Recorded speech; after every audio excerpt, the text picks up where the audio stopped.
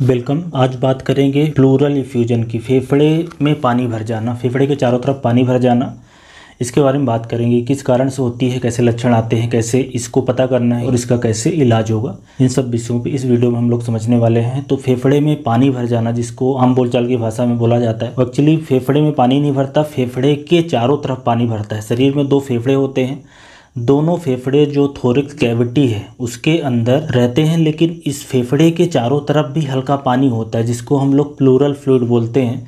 अब ये नॉर्मली इसलिए रहता है कि जब फेफड़ा एक्सपांड होता है, जब फेफड़ा सिकुड़ता है ब्रीदिंग के समय, उस समय ये ब्रीदिंग में हेल्प करता है, फेफड़ा एक्सपांड करने में ये मदद करता है। पानी फेफड़े के चारों तरफ नॉर्मली होता है, काफ़ी कम क्वांटिटी में होता है।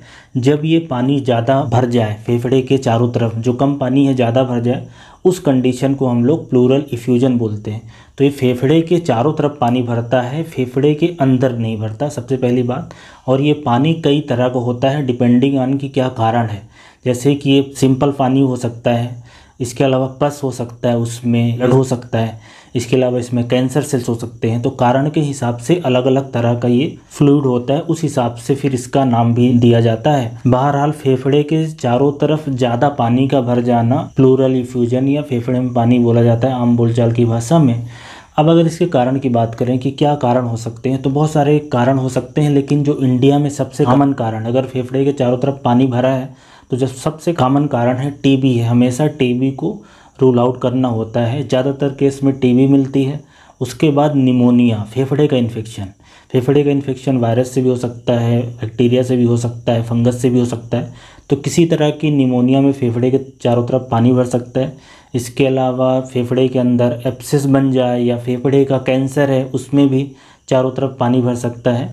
और इसके अलावा बहुत सारी फेफड़े से बाहर की बीमारियां, जैसे कि किसी का लीवर ख़राब है, किसी की किडनी ख़राब है, किसी का हार्ट ख़राब है, ऐसे केसेस में जब शरीर में ज़्यादा पानी भरता है तो फेफड़े के अंदर भी पानी भर जाता है।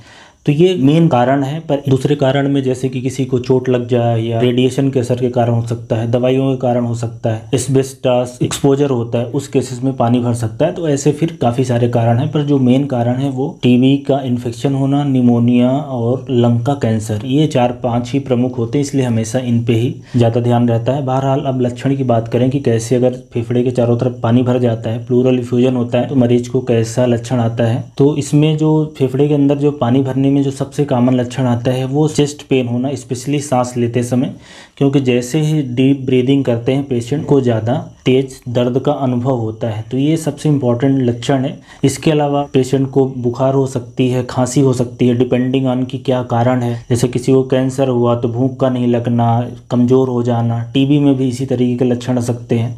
तो खांसी भी हो सकती है, बुखार भी हो सकता है, कफ भी हो सकता है, लेकिन जो सबसे प्रमुख वो है सांस लेने में दिक्कत होना, सांस लेने में दर्द होना। इसके अलावा एक और प्रमुख लक्षण है कि जब पेशेंट लेटा रहता है उस समय दर्द ज़्यादा रहता है, जैसे वो बैठते हैं या खड़े होते हैं उस समय दर्द में थोड़ी कमी आ जाती है। एक ये इंपॉर्टेंट लक्षण है। और दूसरा, जब डीप ब्रीदिंग करते हैं, ज़ोर ज़ोर से सांस लेते हैं, मतलब जब फेफड़ा ज़्यादा फैलता है, उस समय बहुत ही तेज़ शार्प पेन होता है। तो ये दर्द ही प्रमुख लक्षण है। इसके अलावा किस कारण से हुई है उसके अलग लक्षण आ सकते हैं। बहरहाल अब पहचानना कैसे, किसी के फेफड़े में पानी भरा है पहले तो ये पहचानना है। इसके अलावा किस कारण से भरा है, तो उसके लिए जांचें हैं। एक एक्सरे की जांच है, एक्सरे की जांच में कितना पानी भरा है वो पता चलता है। किस कारण से हुआ है वो एक्सरे से नहीं पता चलेगा। ऐसे ही सिटी स्कैन की जाँच है, सिटी स्कैन की जांच ही एक्सरे जैसी होती है, पर वो ज़्यादा अच्छी जांच है, ज़्यादा अच्छे से बता पाती है। तो ये 2 प्रमुख जांचें। इसके अलावा सोनोग्राफी की जांच है, से ये पता चल जाएगा कि फेफड़े के अंदर कितना पानी भरा है, एक ही फेफड़े में भरा है कि दोनों में भरा है, और अमाउंट कितना है।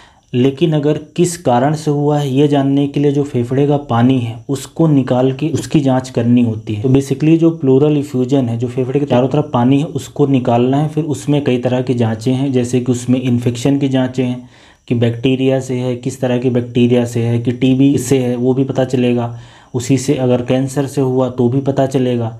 इसके अलावा उसमें और तमाम तरह के टेस्ट करने हैं, जैसे कि पल्स देखना है, आरबीसी देखना है, प्रोटीन देखना है, कल्चर सेंसिटिविटी करना है कि किस बैक्टीरिया से है, कौन सी दवाई इफ़ेक्टिव होगी।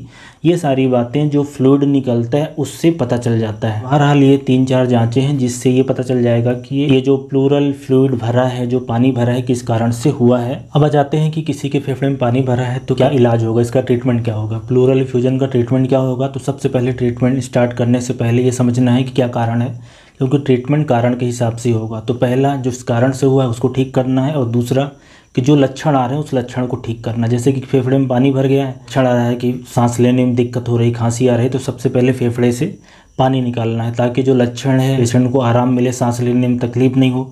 खांसी आ रही है तो खांसी की दवा चलेगी, बुखार आ रहा है तो बुखार की दवा होगी और फेफड़े से पानी निकाला जाएगा। इसके बाद फिर जो भी कारण मिलता है, जैसे टीबी है तो टीबी की दवाई चलती है, एटीटी है जो कि 9 महीने चल सकती है, 12 महीने चलती है, एमडीआर टीबी है तो 18 महीने चल सकती है।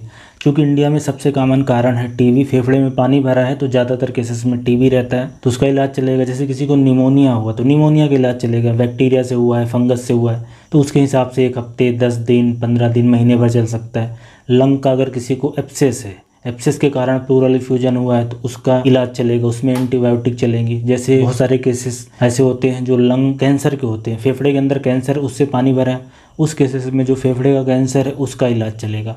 तो क्या कारण है उसको पहचानना है, उसका इलाज करना है, और ये पानी भरने से जो लक्षण आ रहा है उस लक्षण को ठीक करना है।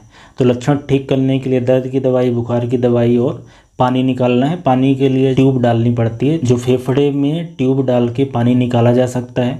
कुछ केसेस में जब पस वगैरह निकलता है, एब्सेस रहता है, उस केसेस में ये ट्यूब को ज़्यादा दिनों के लिए भी डाला जा सकता है ताकि धीरे धीरे बस ड्रेन हो जाए। और कुछ केसेस में जिसमें बार बार फेफड़े में पानी भर जाता है, जिस बार बार प्लूरल फ्लूइड भर जाता है, उस केसेस में उस प्लूरल कैविटी में ऐसी दवाई डाल दी जाती है जिससे वो कैविटी स्क्लेरोज हो जाए, चिपक जाए। तो उसके लिए कुछ दवाइयाँ आती हैं, स्क्लेरोजिंग एजेंट आते हैं, जैसे कि टेट्रासाइक्लिन है या टॉक्सीसाइक्लिन है, टाल्क है। तो ऐसा तब किया जाता है जब किसी को बार बार फेफड़े में पानी भर रहा है, उस केसेस में करा जाता है। और कुछ केस ऐसे भी हो सकते हैं जिसमें किसी भी चीज़ से फ़ायदा नहीं हो रहा है, ट्यूब डालने से, पानी निकालने से, उस केसेस में फिर सर्जरी करी जाती है। सर्जिकली बेसिकली जो फेफड़े की चारों तरफ की लेयर है उसको ठीक किया जाता है, उसके जो एडेशन वगैरह बन गए हैं, सेप्टा बन गए, उनको काटने के लिए, अच्छे से उसकी सफाई करने के लिए उस केसेस में वीडियो असिस्टेड थोरैकोस्कोपिक सर्जरी करी जाती है। इसमें छाती है, उसमें छोटे छोटे छेद करके कैमरा डाल के और यूबिन के द्वारा करी जाती है ऑपरेशन। ये यूजली उन केसेस में करी जाती है जो रेजिस्टेंट हो गए हैं, मतलब दवाइयों से पानी नहीं निकल रहा है। तो ये इलाज हो गया।